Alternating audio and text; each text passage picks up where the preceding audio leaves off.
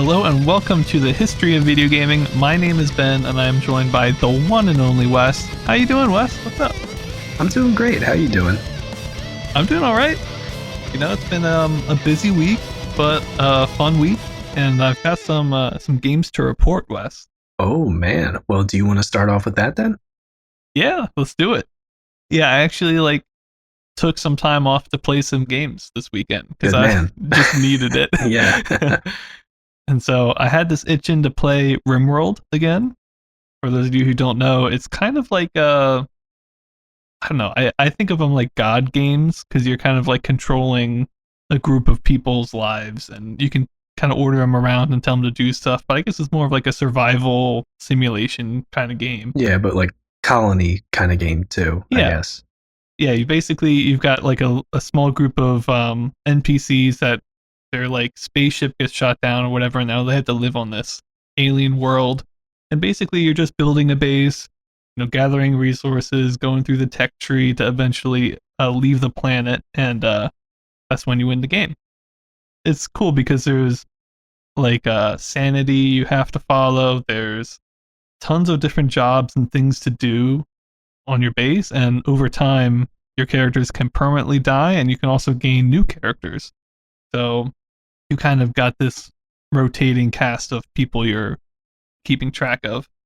And I really like the game. I've played it 6 hours the last 2 days. And it's such a good game. I've played it before all the way to late game, but I didn't like the late game, and I still don't like the late game. But the main reason I wanted to try it again was because there were some updates, and I wanted to maybe try some of the more simple mods. I was kind of hoping for like a full overhaul mod, like in Mountain Blade, but right. There's none of those things. So there was stuff like, there's more animals, there's more crops, there's more weapons, stuff like that. And it's cool. It's really cool, but as cool as it is, there's still a bunch of things that I just don't like about it. Or not that I don't like, but there's a large amount of randomness, right? So you can just get kind of screwed over. I had a group of 4 people, and they were all just like strangers, but 2 of them were brothers. And one of the brothers died. I forget what happened. He got bitten to death or something. And then the other person basically went insane because his brother died and killed him, basically made that person die too. And I was like, well, the brother dying, like, that's on me, I probably could have saved him. I could have done something better. But I can't do anything if the guy just goes insane, right? It's literally just like a countdown. Or, he's got a mood decrease for I think it's like a year or something like that. And no matter what you do, his mood is not going to be high. And if his mood doesn't get high, then he can go insane. So it's and when you're insane, there's a lot of different things that can happen. But for example, you can just start randomly attacking other people on your party. So it's that whole system is a little strange. I understand you need there to be a reason for you to want to keep your base clean and build furniture and stuff so that your people are happy. But it just sucks because the other people in my party didn't care that much that the guy died, but he had an extra special debuff because he was his brother. Right. Yeah. And you just roll into those characters too. It's not like you picked them to be brothers. Yeah, I did completely random rolls and stuff. So yeah, sometimes it feels like they can just kind of get bad RNG on stuff. And then also, I don't like at the very end of the game, there's this whole caravan system where you can kind of go onto the world map and settle other places, but it splits your party up. And I'm pretty sure when the random events come, they're kind of balanced so that if you've got 6 people, you might have a group of 5 bandits come. But if you have a caravan or your party got split in half because some of them have left to do this caravan, then it's 5 against 3, and those 3 are gonna be dead. Weird. Yeah, that's the feeling I get anyway. But it's super strange, and the whole caravan system itself is kind of strange because the world map is not really real. You say go here, and then it's just a loading bar of someone going from A to B. There's no exploring or doing anything like that.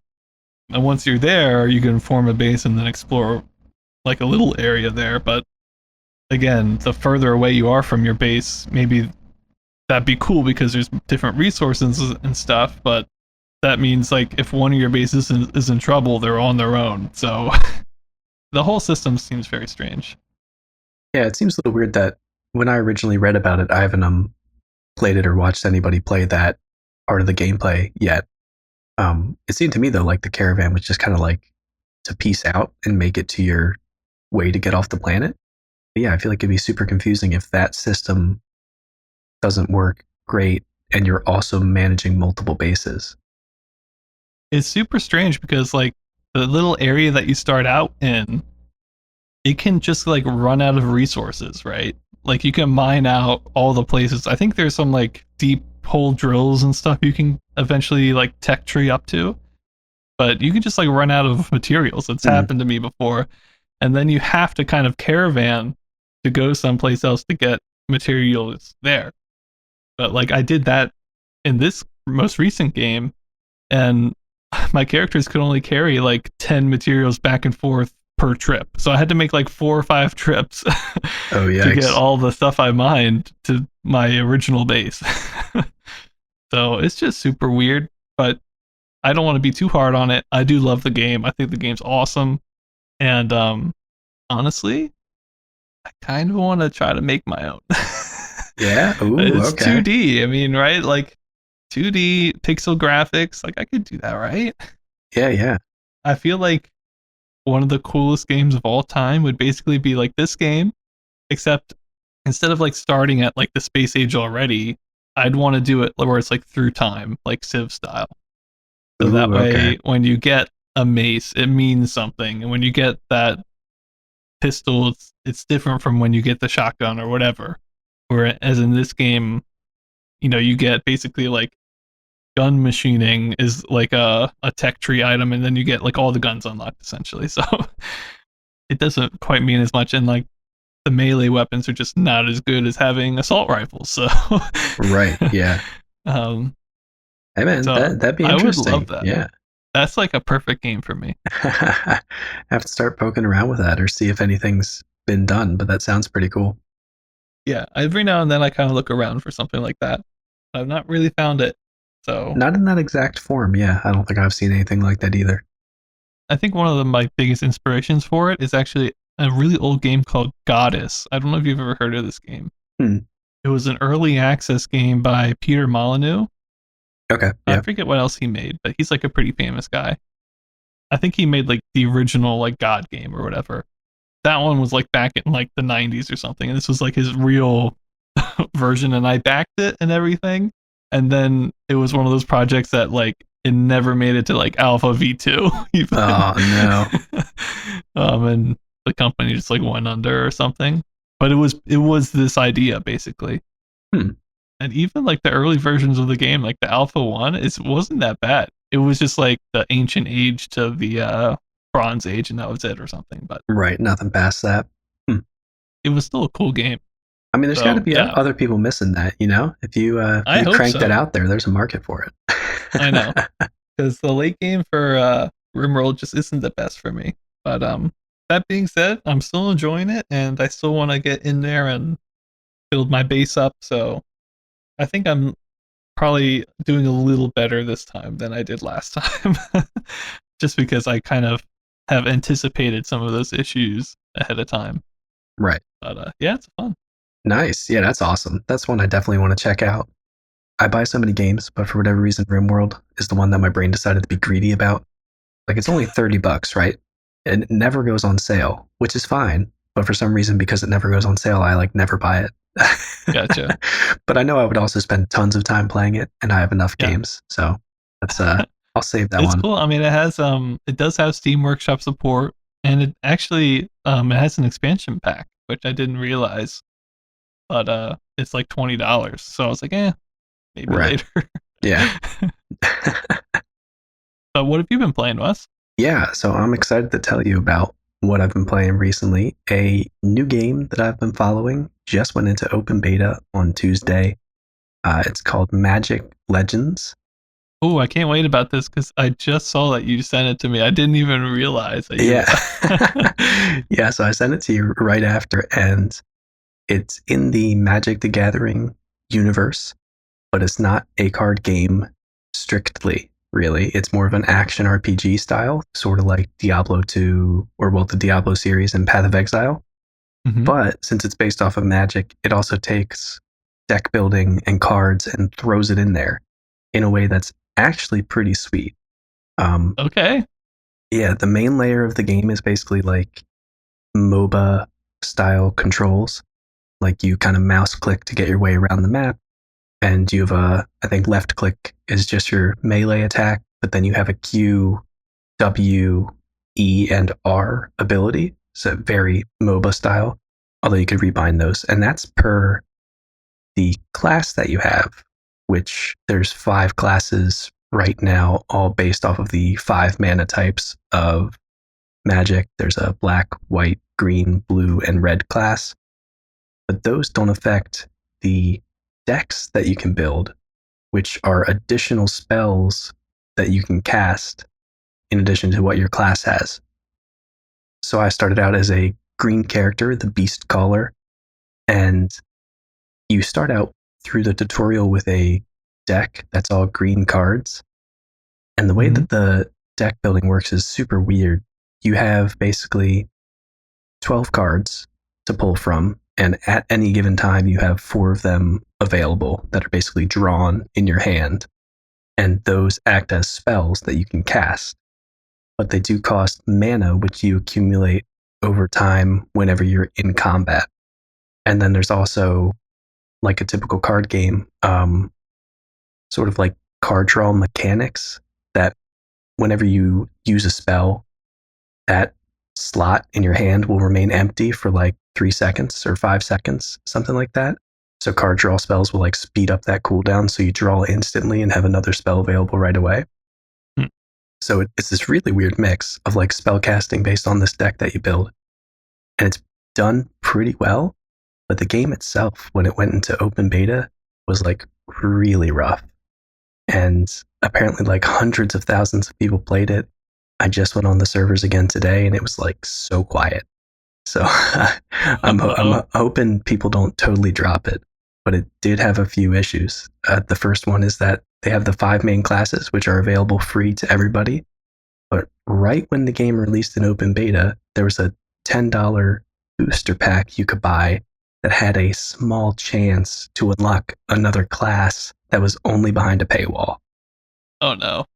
In the beta? in the What is beta, going on? like first day of beta. It's not even Do like, do they want people to test this class or? yeah.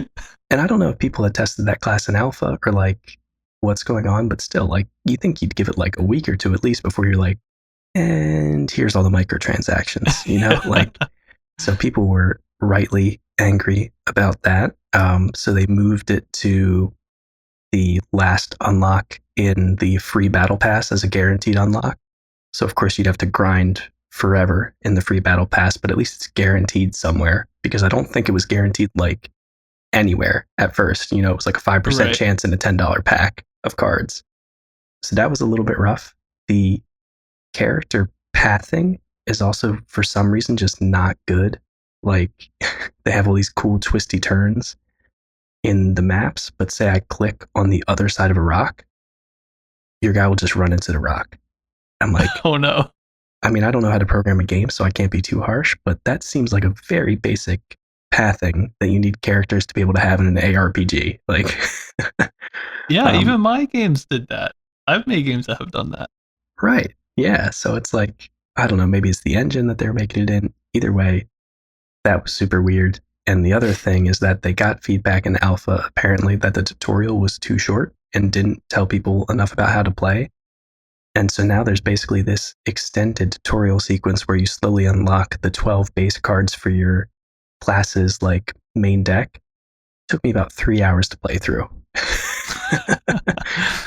So, but the good thing about this all is that I think either yesterday or today, the executive producer, I believe, came out with this big letter to the community and addressed basically all of the concerns. That's when they moved Okay. that new class, the Dimir Assassin, into the free battle pass, which, I mean, if I'm free to play, I don't mind if it takes me like hours to get something. I'll just be either grind for it or be content with not getting it. So I'm fine with that.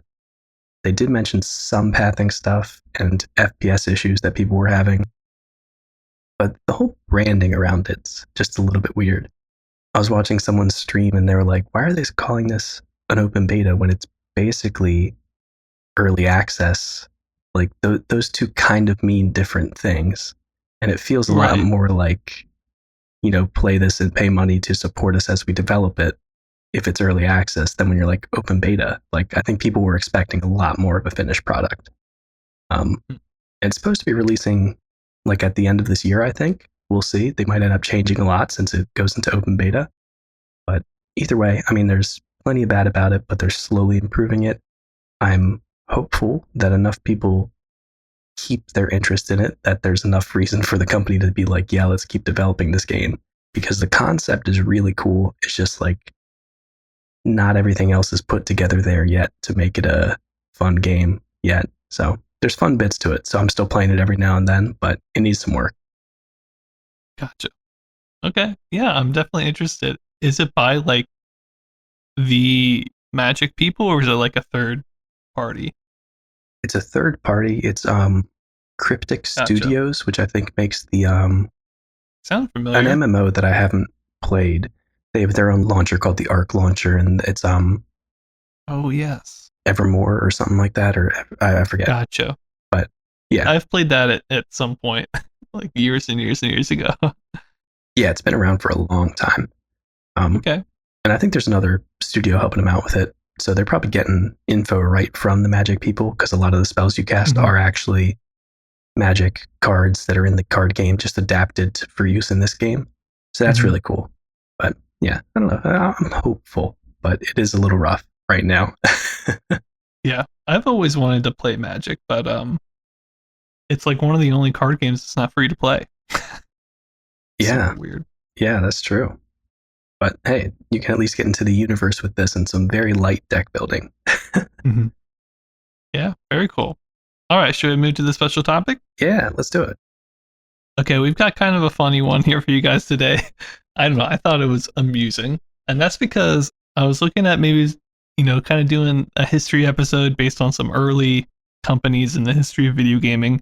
And one that caught my eye was called Amutronics, which I'm assuming is short for Amusement Electronics.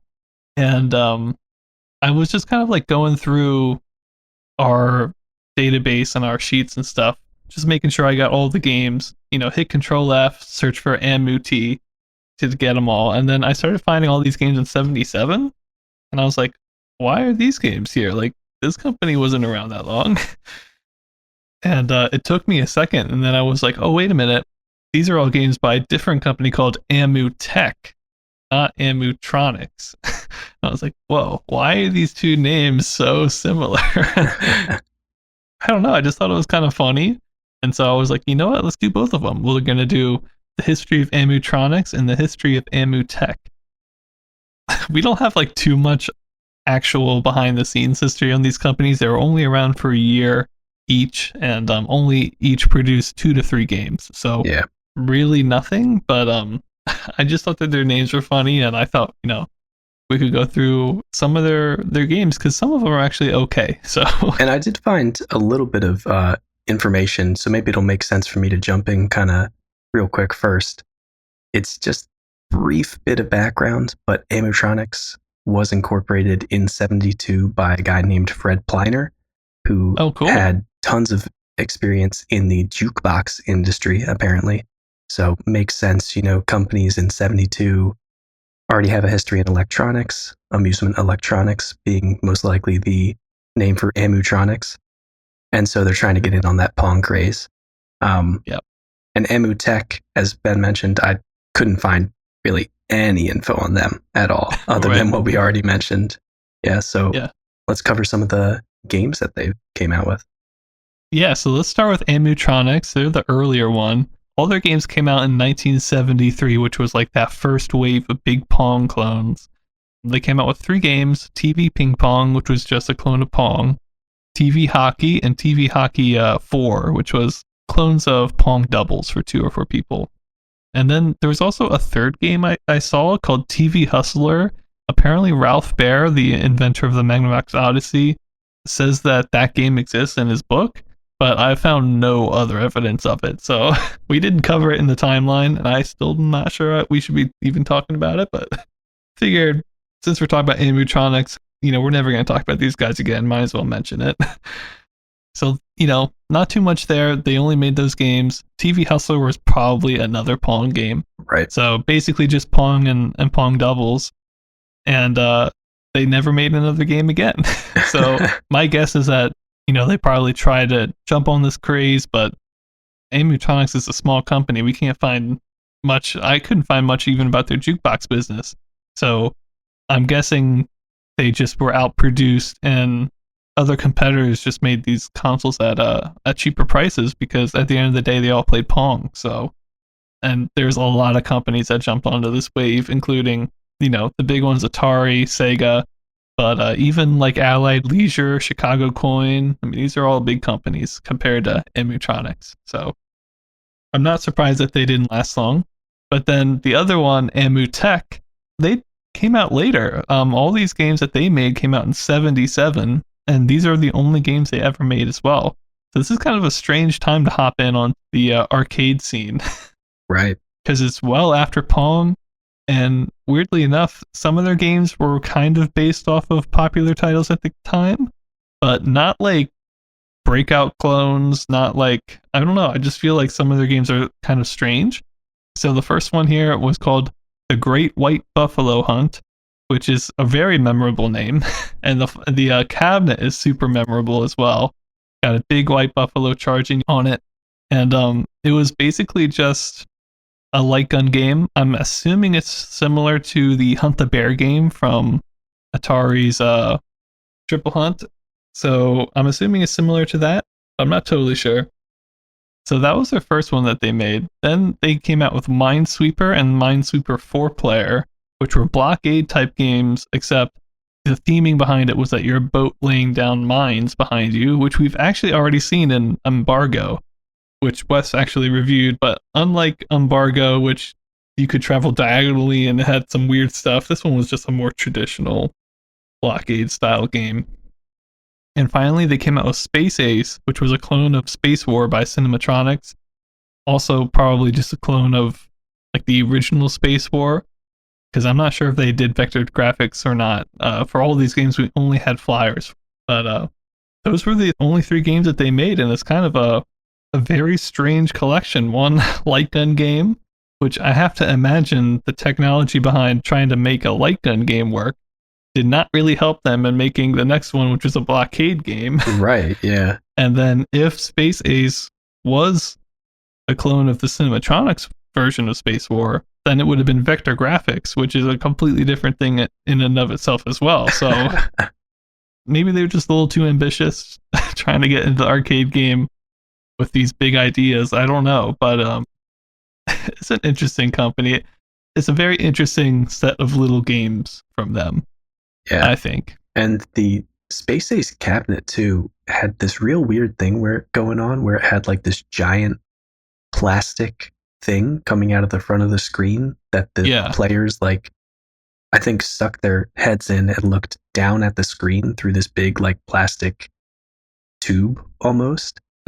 And I don't know if there was like crazy like series of overlays in there or if it was just to make you feel like you were like looking into some sort of like periscope for a cockpit. I mean, it was really out there and looked cool. I'll give them that. But obviously it probably didn't do too well for them. Yeah, I think my favorite out of all these games is definitely the Great White Buffalo Hunt. Just because I think the artwork is really cool on it. And the game doesn't, I mean, how badly could the game be if it's a light gun game? Like, I feel like you can't really mess those up. True. Yeah. I mean, we say that, but maybe it's a mercy that we can't play this one. Who knows? Yeah, we don't know. But that's it for those 2 companies. Again, Amutronics, they came out first in '73 with 3 Pong games. They were based out of New Jersey. And then Amu Tech came out later in '77, based out of California, with some very strange light gun blockade and spaceport games. So kind of cool to check out these very unique and one-off companies. I like hitting these smaller ones sometimes. Unfortunately, both of these guys only made it a year, but at least we saw a couple cool games from like Amutech and Amutronics. Yeah, they just have a cool name, I guess. Before we finish it, Wes, do you have a favorite logo from these guys / name? I think Amutronics has a beat in both departments because I don't think Amutech had like any real logo. It was just their yeah, it's just like their name stylized. Their style and their cabinets was way better, but Amutronics had a nice thing where the A bridges down and then underlines the whole rest of the word. So it's like, okay, that's a little something. It kind of looks like a construction company, to be fair. Yes, yeah. But I like it. We should say, by the way, the Amutronics, they did have some artwork on their cabinets. It was mainly wood grain, but they had like a person playing ping pong on the side or something. Yeah, very reminiscent of like the I think it's the cartridge art for like the Atari 2600 games, where it's like old school comic of like person playing a sport or something like that. Right. Yeah. Okay. Yeah. Okay, but with that, why don't we take a small break and then move into the real games?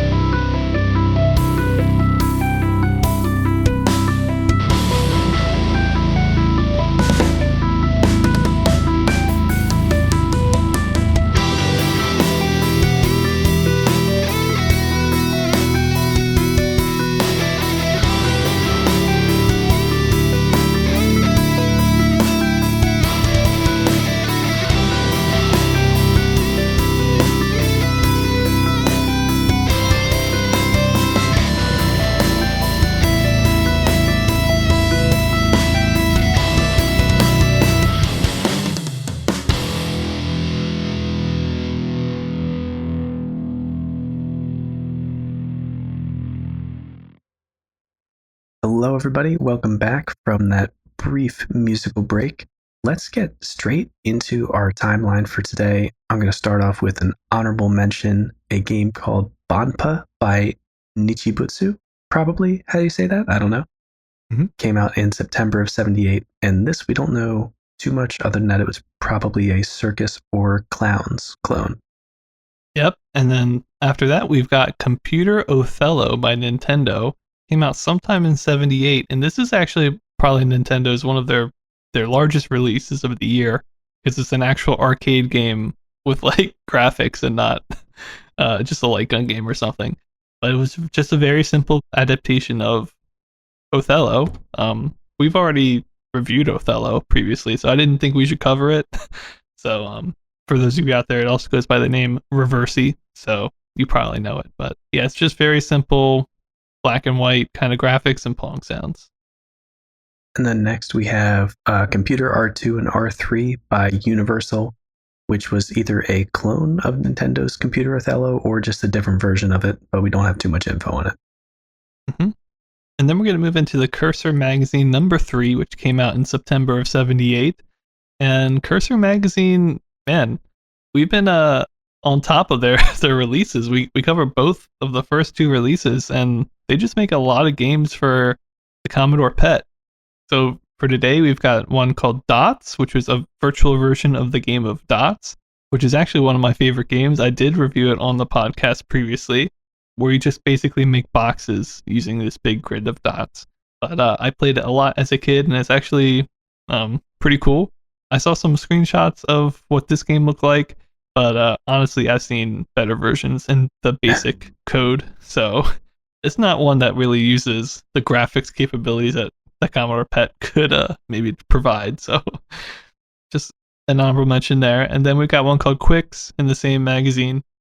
Basically, the screen flashes a pattern on the screen. You have to remember what it is.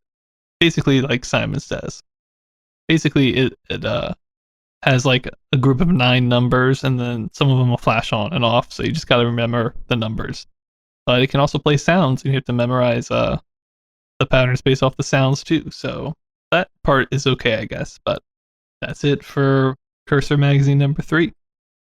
And then keeping with the Commodore pet game trend, the first game that I took a look at today is Target Pong, which I believe was put out by Commodore. It's for the Commodore PET or CBM.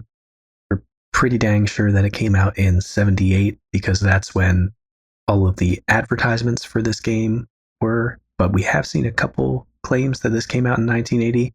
We're going to review it now either way, though, because all of the advertisements say '78, so we're pretty sure on that. But Commodore released this. It was on cassette, and it originally cost $9.95 from Commodore. I feel like that's kind of a lot for a Pong game. I don't know. Maybe it was a bargain at the time. But the gameplay for this is basically a deflection type of Pong game. We've seen variants of this before in other games that pretty much do the same thing, but this is the first one that we're really checking out. There were 2 different modes on this cassette too that came out, both Target Pong and Off the Wall. In the Target Pong mode, you have to place paddles on the screen that show up in front of a ball that's bouncing across the screen. And basically these paddles, when you place them, they show up at an angle and they'll bounce the ball off in the 90-degree angle away from it. And you have to use as few paddles as possible to bounce the ball into a target that's on screen. In the off-the-wall mode, you do the same thing, except you're trying to place as many paddles as you can to keep the ball away from the target. So in the first one, you get the higher score for less paddles. In the second mode, you get the highest score for using as many paddles as possible. Basically, how you play it, though, is you place the paddles using 2 different buttons that place them at different angles based on which way the ball is traveling and which button you press. It's hard to explain, and I didn't fully get it as I was playing it, but like my cerebral cortex or something knew what was happening. Like I couldn't explain it to you, but I was like, okay, I know what's happening, I think. And the target also slightly moves across the screen while you're doing all this, back and forth. And it seems like as you go up the difficulty settings 1 through 9, the target will move a little bit more, and maybe the ball speed is a little faster. I wouldn't be surprised if it was just the target moving, though, because the ball starts out being pretty fast right at the get-go when you're playing on difficulty 1.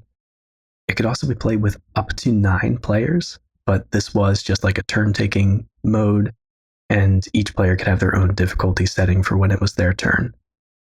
And it ends up being a timing game more than like an angles game, which is weird.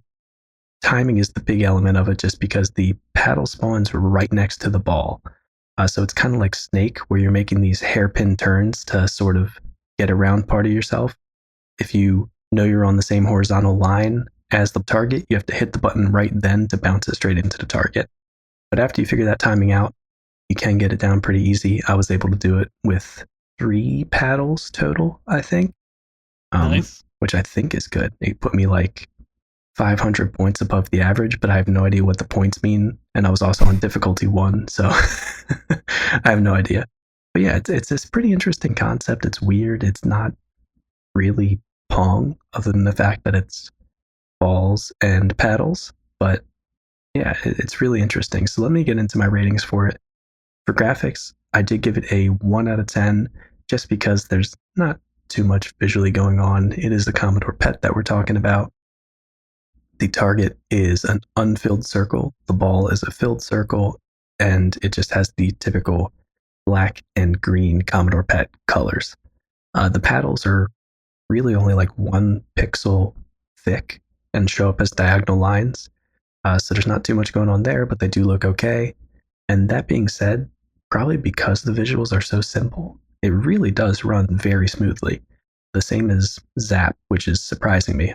The more Commodore PET games that run smoothly, the happier I am. So this one does run pretty smooth. The ball kind of teleports across the screen a little bit because it moves so fast, but you can generally tell where it's going. There's also some nice instructions and information displayed before and after each round, but not enough in a visually appealing way that I'm going to give it an extra rating for that. For sound, I gave it a 0 out of 10. It didn't seem like there were any sounds for this. Not a lot of Commodore PET games do have sound, although, as Ben just discussed, it is possible, but not super common. And then for gameplay, I gave it a 1.5 out of 10 because it was surprisingly a decent amount of fun between the two different game modes. Maybe I'm a pessimist when it comes to pet games, as I think last episode we kind of discussed it's one of the ones where we're like, oof, this could be a rough time.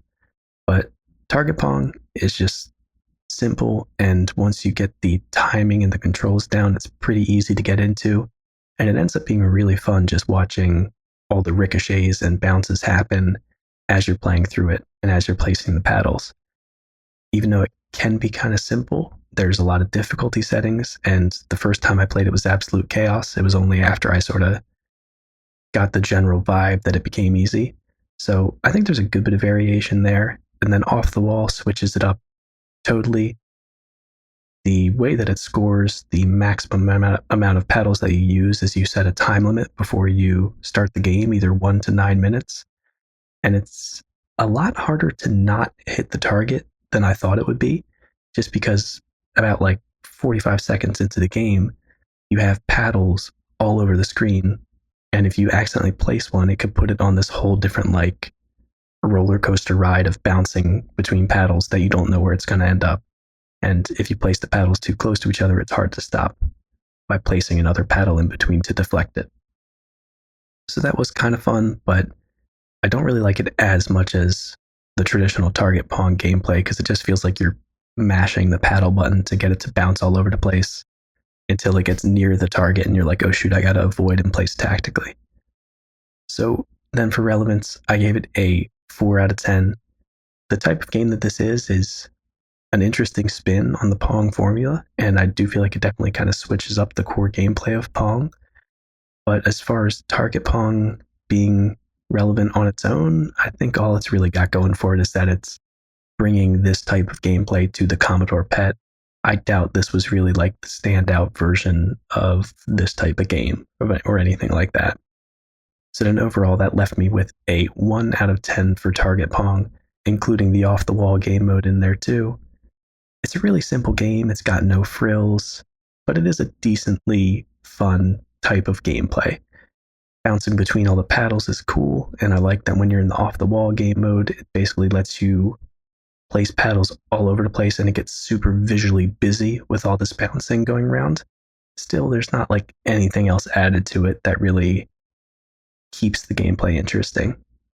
So that's about all I got for Target Pong. It was pretty neat, but still just a paddle and ball game at the end of the day. Gotcha. Yeah, I was really interested to take a look at this one because it's one of these deflection games, and I feel like they're definitely a fad right now. I've seen quite a few basic versions, but we haven't been able to play any yet. So I was very interested to see what all the hubbubaloo, I can't say that without cracking up, what all the fuss was about. So yeah, it's definitely interesting, and it's definitely, I could see how it's like, oh, this is like Pong, but different. So, it kind of like plays on the familiarity of the audience. It gets them interested. So maybe that's why it was popular, but it is pretty simple. I feel like because of the deflecting off the angles when you put that paddle down or whatever, I feel like there is some similarity between this and something like those light puzzles that you might see as a mini game in like Zelda or something like that. Oh yeah. Of course, it's not in like real time, kind of, but or like the lights like moving, but right. That's what it reminded me of, anyway. Yeah, and it does have this nice little gameplay element, which I didn't really mention, where if you get a loop set up so that eventually like it's bouncing off of all these paddles, but at either end of the loop it's bouncing off of a wall and not hitting the target, you can kind of just like watch it bounce back and forth and plan out where you want to put your next paddle so that it will bounce into the target. Mm-hmm. So there's like a small layer of strategy there, which is pretty nice. All right, cool. All right, let's keep it moving. We got another magazine here to go through, the Kilobod September issue magazine. There's two games that we wanted to take a look at in this one. One was called Tally Ho, otherwise known as Fox and Hounds, which is a turn-based strategy game played on a checkers board. This is one where one player has a single piece that needs to get to the other side of the board, and the other player has multiple pieces that need to trap player one. I've played and reviewed actually a very similar game to this, where instead of it being like on a checkered board, it was on a diamond. And the key to this game is that the person who has one piece can go forwards and backwards, and the person who has three pieces can only move forwards. So you're trying to strategize and outmaneuver. Ultimately, it's a game with a fairly limited number of choices, so if you played it a bunch, you would know how to do it. But it's definitely a good little mini game. So, and then next we have organ for the Kim 1, which basically makes your keyboard play notes like an organ, and this was for the Kim 1 computer. And I just bought a piece of software that does that for like $400. It's still around. This is the origin of it. Why didn't I just get a Kim 1? There you go.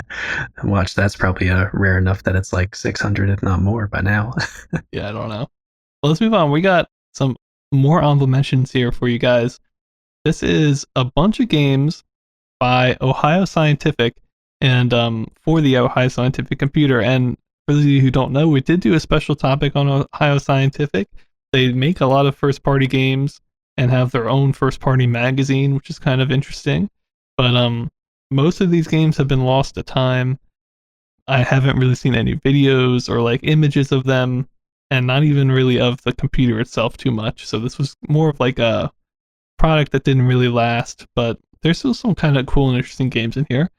The first one is called New York Taxi, which is a dodging game where you had to get close to a taxi without getting run over by it, which sounds a lot like there's a basic game where you are like trying to catch a horse without getting run over by it. This sounds probably like a ripoff of that.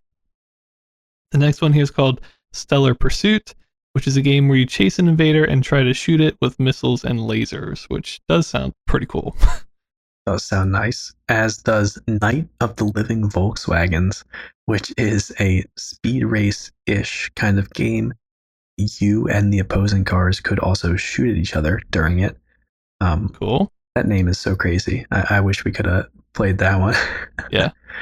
And then next we have Little Guy, which is a color game where you could use buttons 1 through 4 to guide a little dude to an exit door. Little Guy, I should say. That's the title. I can't mess it up. Reminds me a lot of the games that used to be on the TI-84 calculators where you had to like run the maze to get this guy to an exit. I played tons of those in high school. Oh yeah, definitely. We also then have Tracks, a 2-player blockade game using the keyboard for controls. And then we have one called Star Wars by Jerry Durback and Ohio Scientific. So I guess maybe he sold it to them or something. But this is a turret gunning game. Star Wars themed, obviously not licensed, I don't think. Would have been cool to play, but again, we only have like descriptions and ads for these. And then we have Torpedo, which is a torpedo submarine shooting game. Hard to tell exactly how much gameplay was going on because we kind of just had the code to look at. But, just we've seen simple iterations of this type of game before. And then to finish up everything that we had from Ohio Scientific, we have a bunch of games we've seen before. Blackjack, Othello, Breakout, and Hobbit Quiz, which was actually a trivia game based on the Hobbit book. There are more listed in some brochures for Ohio Scientific, but these were really the only ones that we could confirm. And then getting away from Ohio Scientific and moving on to something very interesting, let's talk about Zork for a second. Ooh. I think most people are actually going to be familiar with Zork. I know I saw it on The Big Bang Theory was referenced. But this is like one of the most popular text adventure games of all time. And the development actually started back in 77. And it was a pretty like well-released version, came out in 78. And I believe you can still play it. But it's for the PDP-10 and it required a very specific PDP-10 emulator that I could not get running or work. So I know it's possible. I've seen people use it, but it's just not really accessible to us right now because of our limited time and you know, possibility for us to play this with our knowledge. So I think we're going to make the decision to hold off on this game until it comes out on the bigger computers later. The full released version is going to come out in 1980 as Zork 1. So we might hold off all the way to 1980. We might play it next year in 79. It probably gets ported to, I don't know, the TRS-80 or something. Probably not one of the big three computers, but something else probably.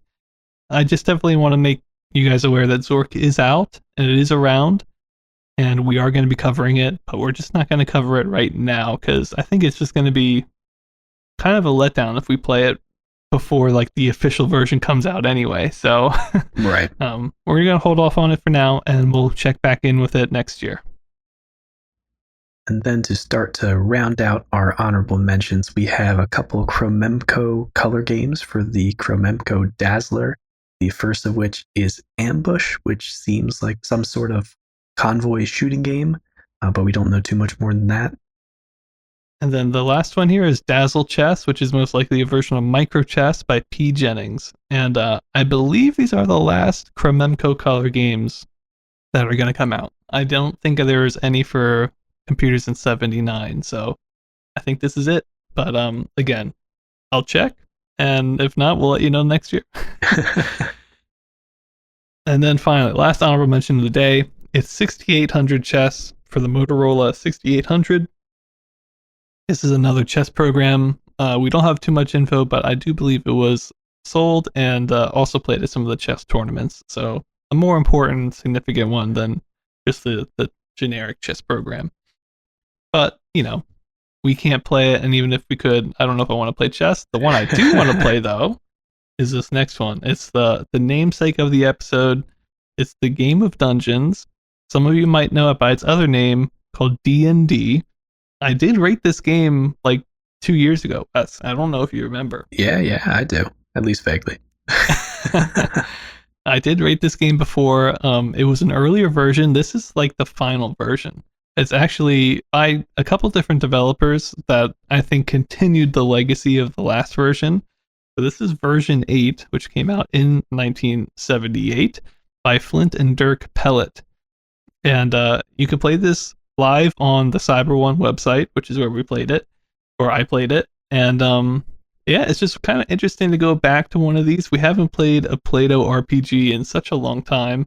And this one, it is the Petit 5 kind of spirit in it. You know, it's not text-based, it's not first person, it's like Petit 5. And that's probably one of our favorites, if not our favorite. So getting to play this again, going back to it and seeing all the improvements it's made, I was like, ooh, this is kind of cool. So let me quickly go through just kind of what the game is. Basically, you're a dude with like a sword and a shield. The art style is like pretty cool. It's fairly well detailed. It's like a full guy with legs and arms and a face. So it's pretty good. It is like an orange and black, like all the other Plato games. So the detailing is pretty cool, and you're like this guy, and you're just in this dungeon, exploring it, fighting things, and then getting out before you die. And whenever you do that, you'll get in full health, and any like treasure you collect will turn into experience, and then you'll go back in the dungeon again, and just repeat until you go lower and lower and lower into the dungeon until I think it's 20 floors. At the bottom, there's like a special treasure, and then if you get that, you beat the dungeon. And that's all the same as it was in the first game. But this game is actually bigger because it's not just one dungeon, there's 3 dungeons, and each of them has levels 1 to 20. And each of them has their own treasure and has like a, you know, you did it, you've won the game on each of them. And each one is actually uniquely different as well. So it's actually pretty cool that just the fact that it has all that stuff to it. So let me see if I can go through these 3 dungeons really quickly. The first one is called Wisenwood. I'm assuming is how you say it. Sounds good to me.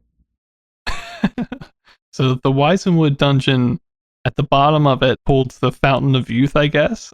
Or I guess it's a fountain that cures all ills. and is guarded by the Grim Reaper as the final boss. But then we also have Tomb of Doom, which is one of the other dungeons, and that one has the Grail at the bottom of the dungeon and is guarded by the vampire. And there's also the caverns, and there's an orb at the bottom of this one, and it's guarded by a big dragon. So I like that there's 3 dungeons. They're all uniquely themed, and there's actually some unique kind of mechanics in them. We're not unique, but they're definitely different and specialize in different things. So I know one of the dungeons, it had a lot of these like paths that you could only go through one way, and then you would turn around and it'd be like blocked off. So it was like a lot of one-way entrances. The other one I think had a lot of teleporting to it. Wisenwood, which is the one I played, is kind of like that middle ground where it has a little bit of both. But each of these dungeons is 20 levels deep. Each level is a 15 by 15 grid, which isn't too big. It's like definitely mappable, right? So I like that. And it's just really interesting. It's not random either, so you can kind of memorize your way through the dungeon. You will get random encounters, so you never know where the monsters are going to be or where the loot is going to be, but you can at least kind of navigate around after a certain amount of time, and I like that a lot. There's also these weird things called hallucinations that happen in the map where, yeah, sometimes you just like see things and they're not real, like even including doorways, which I would imagine being really annoying. But yeah, so there's some hallucination areas, but you can kind of map it out and figure out what's going on eventually. And there's also some shops in at least some of the floors, at least the first floor. I'm not sure if there's any shops further down. And there's also transporters that can just take you to a completely different floor, like skipping floors even, but at the cost of HP. So you have to be careful, because in this game, HP is somewhat tied to experience and level. So if you lose it, you kind of have to regrind again a little bit. And actually, one of the probably most annoying things about this game is that a couple of the enemies actually do some weird things, like they can steal mana from you, they can steal HP from you, they can steal experience from you. Ooh. Which I was reading the CRPG adventure blog. You actually beat all 3 dungeons over the course of a year, which is crazy because this is like a professional CRPG player. Like, there's not many people that can play these games better than he can, and it took him a year to do all 3 of these. I was like, whoa. Yikes, yeah. But he had the blog post about one run where he went towards the very end and he encountered one of these guys that took experience from him, and he got out, but he lost like half of his progression still. You know what I mean? Because all the like stats and stuff were taken. So I would imagine that's annoying, but I guess it makes you keep playing. So yeah, that's kind of the gist of the game.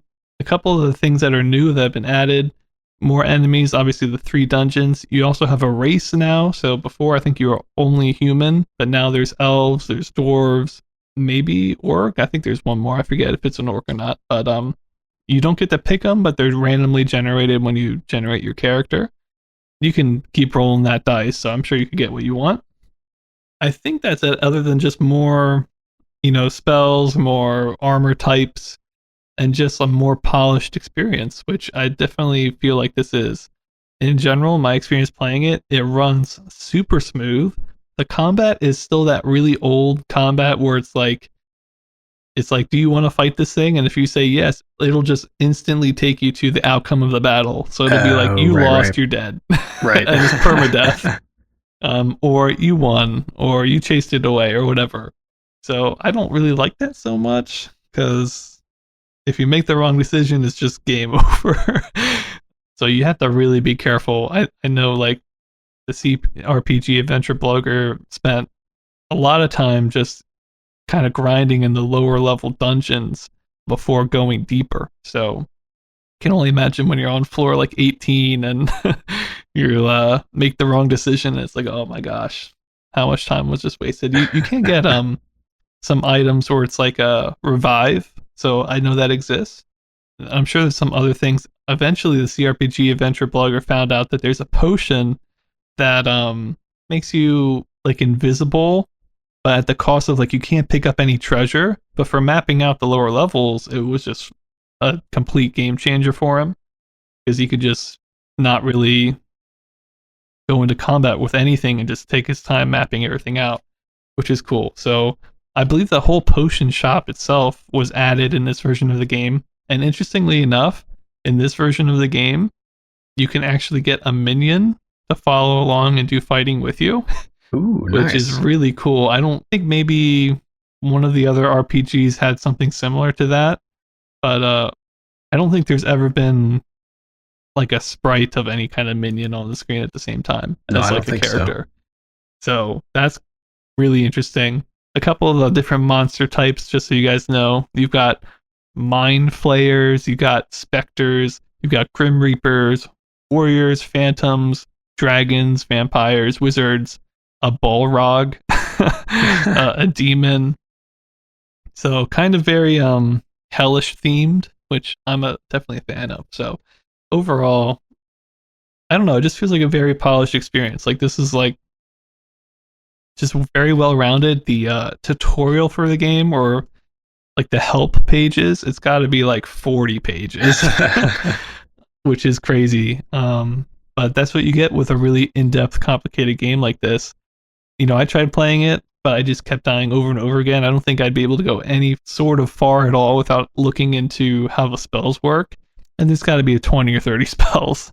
So this is really like D&D on the Plato network, kind of perfected, I think. So let's get into the ratings. For gameplay, this was the big one for me. I gave it a 3 out of 10. I think it's pretty darn good. The fact that the CRPG adventure blogger can spend a year in this game and still have things to do is just crazy to me. I like that there's 3 completely different dungeons you can explore, and you can even start doing one and then take your character out and go into a different one if you want. Oh, sweet. So yeah, it's completely like whatever order, or you can leave at any time. So it's pretty cool. So I like all that. The combat's the only thing I don't quite like, but it is kind of true to the original, and I think Peta 5 was the same way. Maybe it was kind of turn-based. I kind of forget now if it was all instant or not. I'm pretty sure Peta 5 was the one that auto-resolved all the combat. Okay. And then stuff like Moria and the later ones were turn-based-ish. Gotcha. Yeah, so those ones I would prefer than compared to the auto-resolve, but you know, in this style, I think this one's probably the most complete game. I still really like Peta 5, to be honest. I might like it even more than this, but this one is giving off similar vibes for sure, just in terms of quality and what you can do in it.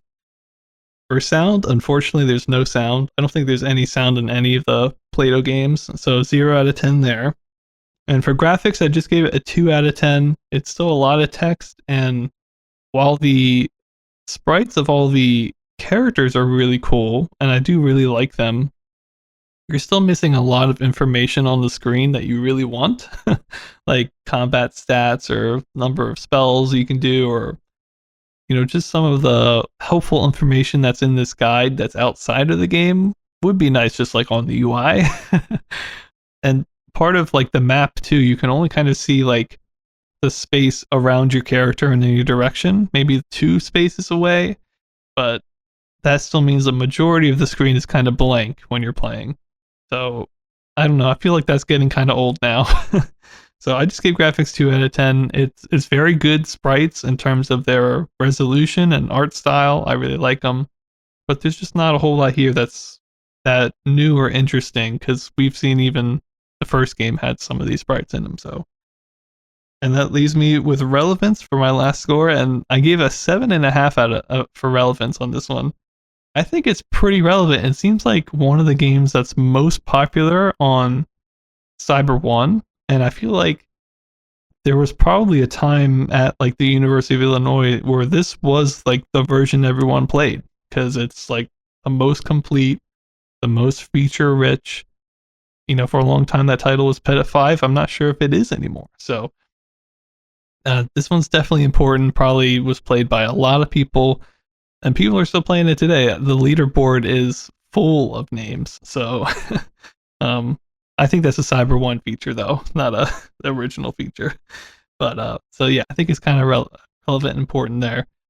And that leaves me with an overall score of 2.25 out of 10. I quite enjoyed it. It's just missing some features that I needed to like figure out. Like I need some of these games to have sound now. I need some of these games to be in color now. Yeah. um, it's ridiculously difficult. So I would kind of like put it into that kind of territory of like Dark Souls or something where you just like you have to be a certain type of player to want to play this kind of game. You know, like it's going to be a grind, and it's probably a little slower than Dark Souls. So, but it's fun. It is a good game. So yeah, it was cool to see another Plato RPG. They don't come up that often, so when they do, we definitely want to check them out. Yeah, nice. Well, I'm glad you got to take a look at this one, and cool that you got to take a look at the sort of first incarnation of it as well and see how it's evolved. That's awesome. Yeah, yeah. But why don't you get us into the last one for today, Wes? Because we did have a lot of honorable mentions. So I'm not going to do another one, but you are going to do one more, and it's probably going to be the best game of the year, right? Well, Ben, you're really setting it up for failure there. So I'm going to be talking about the PC 507 and 8 from the PC 50X line. Honestly, just the PC 507 because the PC 508 is the AY3 8500 chip for whatever reason. And Are you telling me they saved that one for last? they saved the best for last. Yeah, I think I have a scroll down to my notes here, rant about that later, so I'll save that. But let's get into the PC 507. This is a series of light gun games, which is based on the AY3 8615 chip line, specifically the AY3 8607. And the light guns looked different based on the company that made it. So we do know that there were some peripherals for the consoles that looked like Western revolver style light guns, but there's no real theming in the game itself. So whoever made the console that supported this PC 507 cartridge could probably, or wait, no, is it? That's how it works, right? Cartridge, not the whole console. Probably both. They probably do make both. You're right. It's not like a central seller for. Well, like the central seller was General Instruments, who made the chips, right? And then they would just stick a label on it with some theme, and then sell like, you know what I mean? Right. What Right. to their console. But probably also, I mean, they would work with any of the consoles. The consoles themselves weren't themed, right? So I guess it was just per game theming. But I think the people who made the games also made consoles, is what I'm saying. Right. So they did a theming for that. I see what you're saying. Yeah. We are throwing the 508 in here too, as I mentioned, but I'm not really going to be reviewing it because it is the AY3 8500 chip, even though it was released with the theming of sort of being like the classics. I'm not too impressed. So I'm not really going to mention it all till we get to the end of the review here. So the gameplay for the 507, it was 3 different basic light gun game modes with some variations for each of those modes. The first mode is target, and in target mode, basically you have a 3x5 grid on the screen where blocks can show up. In the first mode, the blocks show up sequentially left to right, top to bottom, and go through the whole sequence of all 15 blocks for each round. And you just kind of have to hit as many as you can as they show up. And then you could also change this game mode so that they showed up randomly in different locations throughout that 3x5 grid. And then you could also play this one with 2 players if you had 2 gun peripherals for this. So those are the main variations for target. It's kind of just the way they show up and how many people are shooting at them. In this game mode, whoever shot it first got the point, but there are some of these game modes where if you're playing 2-player, both players could shoot it at the exact same time and both receive a point for it. In target, though, the first person who shoots it gets it and then it disappears. The next main game mode is Skeet, which is basically skeet shooting. It's a typical skeet shooting type game. You got a square that starts at the bottom of the screen. It's large to give it perspective, to make it look like it's close to you. And then it gets smaller as it travels up in an arc off the top or the side of the screen. And basically, you just have to shoot it anywhere along that path to get points. It didn't seem like there were variable point values for when you shot it. Like if you got less points for when you shot it up close and it was really large. I think it was just 1 point for hitting it, which kind of defeats the whole purpose of it changing size as it goes, I feel like. But it did look kind of cool. It did give a little bit of that perspective of it actually looking like it's flying away from you. But for these skeet games, the variations were one player with the second player controlling the horizontal movement of the target. Sounds like a great way to make your friend super angry at you, and I love it. And then there's also 2 players shooting at the targets, and then a 2-player mode where each player takes turns shooting. The first 2-player mode is you're both shooting at the same target. The second one is you take a turn shooting at after each pull, and if you hit the target, you keep going. So as long as you're hitting the target, as soon as you got good at the game, somebody could just get 50 points in a row, and it would be a 1-player game, really. And then the last game mode is the attack series of game modes. These are all exactly the same as Skeet, except the target goes in the opposite direction. It goes, starts small at the top of the screen and then flies towards you and gets larger. And the variations, unfortunately, are all exactly the same as Skeet too. One player can control the horizontal movement, both players can shoot at it at the same time, or both players can take turns shooting at it. So that's basically all the gameplay that's there for the PC 507. Getting into my ratings for this, for graphics, I gave it a 0.75 out of 10. This game is very simple visually. There are rectangles for the targets, a blank background with scores, and the ability for the targets to show anywhere on the screen, basically, which I guess is a feature. There were colors too, but it's basically just one for the target, one for the background. The version I saw was pink and sort of like a teal. I'm not sure if this could vary based on who made the console. There might have been some other settings in the chip, but I'm sure it would have just been 2 colors and then another 2 colors just for the score numbers for each player. So nothing too crazy there. Really the best part graphically for me is just the target changing sizes as it moved in the attack game mode. Looked pretty smooth. But still, it is just a rectangle getting smaller as it gets further away from you, so it's not super exciting. For sounds, I gave it a 1 out of 10. These sounds in this are super wacky, which I kind of love. They're at least different from just Pong game sounds, which is nice. There's like a high-pitched ding at the start of all the target rounds with a beep for each time a target appears. And then for the attack and skeet game modes, it's like a weird UFO whistling type sound. It's hard to explain, but it sounds like that thing that people do when they hum and whistle at the same time, and it sounds like a UFO. It was basically that whenever the target was in the air.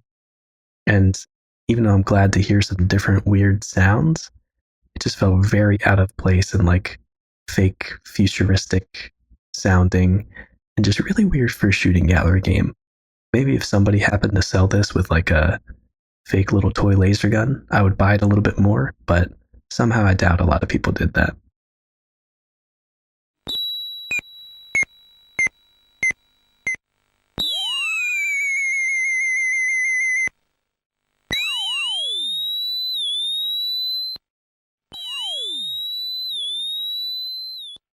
And then for gameplay, I gave it a 1 out of 10 there as well.